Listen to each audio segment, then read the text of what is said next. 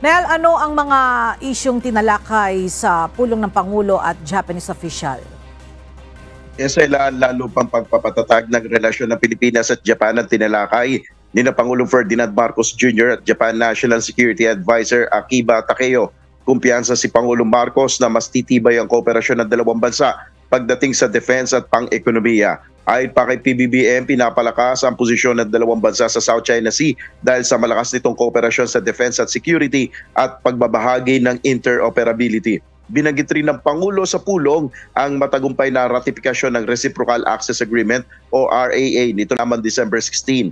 Ang RAA ay nilagdaan noong July 2024 sa pagitan ng Armed Forces of the Philippines at Self-Defense Forces ng Japan para sa mas malawak na military cooperations at exercises na magpapalakas sa security at defense ng dalawang bansa.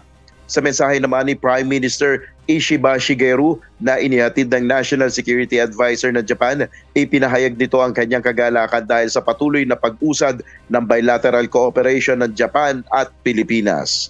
Yan muna ang ating update. Balik sa iyo, Ella. Maraming salamat, Nel Maribohok.